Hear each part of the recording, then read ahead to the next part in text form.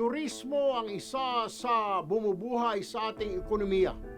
Ngunit paano kung ang kapayapaan at kaligtasan sa isang lugar ang nagiging kapalit? Ang isla ng Siargao sa Surigao del Norte na tinaguriang surfing capital of the Philippines ay nakilala na rin sa ibang bagay. Dahil sa sunod-sunod na ulat ng gulo, alitan at reklamo na kinasasangkutan umano ng ilang turistang Israeli, nagiging sentro ang Siargao ng intriga. Hindi man sila sa lahat ng pagkakataon na nagsisimula, ngunit dahil sa dami ng mga Israeli sa lugar, sila nagiging tampulan ng atensyon sa loob at labas ng social media.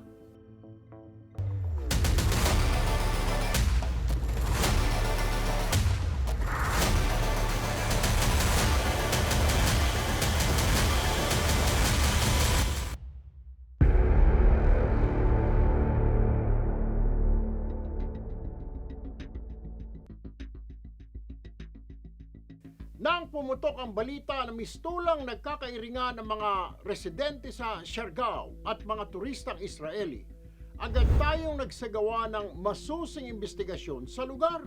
Dito tumambad sa atin ang pagpapatunay na karamihan nga sa mga turista sa Siargao ay Israeli. Ayon kay General Luna Chief of Police Joseph Asedilla, umaabot sa halos kalahati ng mga turista sa naturang lugar ay galing sa Israel. Isang malaking porsyento na hindi niya maikakailang may epekto sa peace and order. Dagdag pa ni Asedillo, marami sa mga turistang ito ay mga vacationing soldiers o mga sundalo ng Israel. Kaya't may mga matitinding paninindigan pagdating sa nasyonalismo na minsan ay nagiging ugat ng hindi pagkakaunawaan. Kadalasan nangyayari sa kanila, yung mga nakikita natin sa social media na mga misdemeanor, nasisettle kasi within sa sa complainant saka doon sa mga Israeli. Hindi naman lahat sa kanila.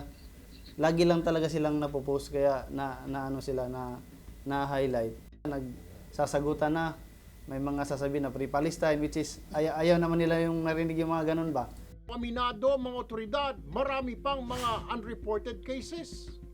Anila kadalasan na uwi lamang sa areglo o settlement, isang sistema na nagre-resulta sa mababang opisyal na record ng mga insidente.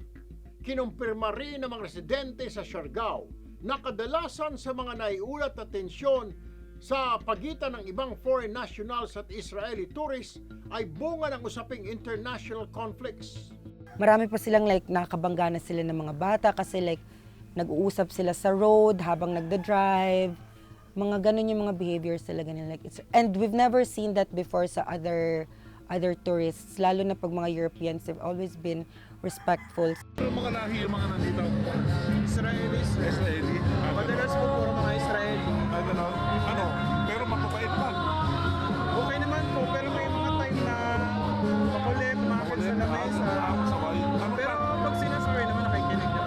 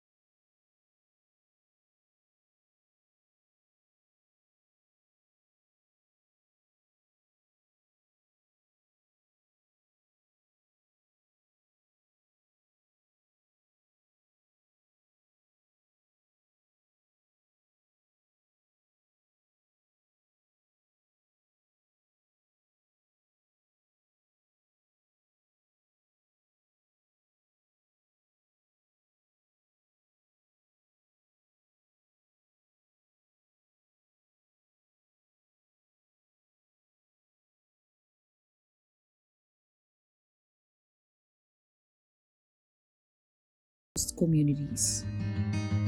Bayan, malinaw ang Pilipinas ay bukas sa lahat ng turista. Ngunit ang pagiging bisita ay hindi lisensya upang baliwalain ang batas at respeto sa kapwa.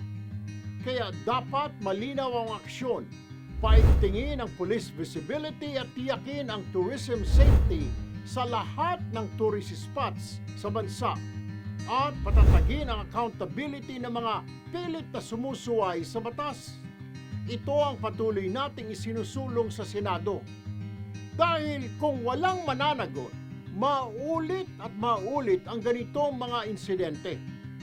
Kung may mga kaguluhan sa inyong lugar, huwag manahimik. Ipaabot agad sa mga kinaukulan upang mapigilan ang paglala nito. Ako po si Erwin Tulfo, ang kakampi ng mga inaapi.